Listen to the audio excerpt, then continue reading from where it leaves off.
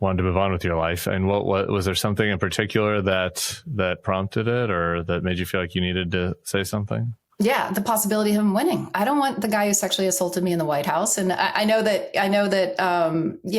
his campaign tried to spin it as, a week or so before the election. And, just to be clear as to how that happened, I am in a documentary that is out on the festival circuit right now about the woman who founded the Sports Illustrated swimsuit issue, and how it's actually a feminist story, believe it or not. It's a fantastic film. It's called Beyond the Gaze, about how she was treated as the first female editor at Sports Illustrated and that old boys club, and how many glass ceilings she broke. And then when she had literally saved the magazine, she went to her boss and asked for a raise because she couldn't afford childcare. And he said, "You have a husband, you don't need a raise."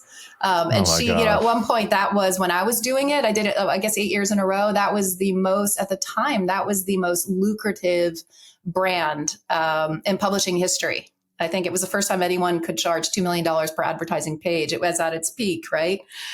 So that's the story of the documentary. So I got to know this crew that, I shot with them constantly, and we had a conversation, and it was the first time I felt comfortable enough to disclose what had happened. Yeah. And then it took 2 years to edit. It was only supposed to take a year, but that's how, the filmmaking goes. And cut to the premiere is a week before the election. And I had to let, lawyers know and everything. I said, look, this is coming out. They left this in where I say what did, and we're a week before the election. Oh, it's in the doc. It's in the doc, and that's the first time I ever publicly disclosed. Right. That's how I ended up, doing all the media and everything right before the election, because I thought, to have it out there hanging without any context a week before the election, I need to get a handle on this and talk to people and everything. So that's how that happened. But then, the timing of it looked, to the conspiracist minded, looked like it was set up to happen right before the election or something. So that's how I decided. People had urged me to do it for years. They said, at the very least, and I have other friends who are victims and who haven't come forward, and some who have. And we all talk about victims how you have of to just Trump or other people, other people in the industry. A lot of them are out there very public about it. Some aren't, and so so many have come forward since Me Too, and I have always been uncomfortable about doing. I chose to become anonymous and disappear and go into a different space. Once I was done with my modeling career, I turned down reality and television and movies and all that stuff and went underground. I became a low level Gray Davis appointee when I was 26. And I had a totally different Head Start volunteer, completely different path in life. And I love my private quiet, as my friends call it, your old spinster life. Yeah. I decided it was time. I felt comfortable enough, and then I let him, and then it just blew up. And then I realized that it was really important for me to do. So crazy. I know. I feel bad for all of you. And I talked to Gene about this and other victims, but going back to 2016, right? There were a bunch of folks that came out after Access Hollywood, and it's to come out like that and then have, it isn't, but I could see how it might feel like it's the American people are rendering a judgment on your story. We don't care, basically, and that's so tough. I think. It's really tough. I mean, I had actual family members who were QAnoners, because I'm from rural PA, remember? So right. I had actual family members yell at me and call me bitter, and it's been brutal. I mean, it's just, this country's been savaged. It doesn't look like there's any end in sight. And it's deeply personal for all of us who, went through it.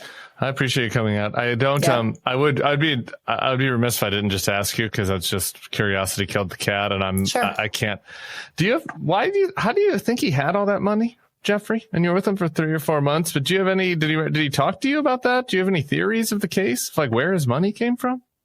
It was always so vague, it was I never asked him directly. I mean, look, I was around, Saudi prince, the access that you have as a young, teenager, because you're this biological accident is absurd when you think about it, right? I'm in the back rooms with politicians and billionaires and Saudi princes and everything, simply because my parents had sex one night. It's so ridiculous. And so it was the norm that I'd be around wealthy, powerful men. His was always a lot more confusing, because that was a lot of wealth.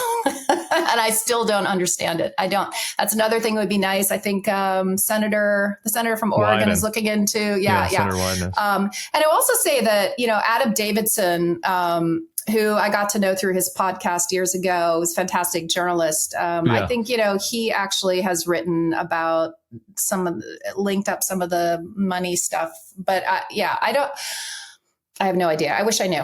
I think we all need a lot of answers.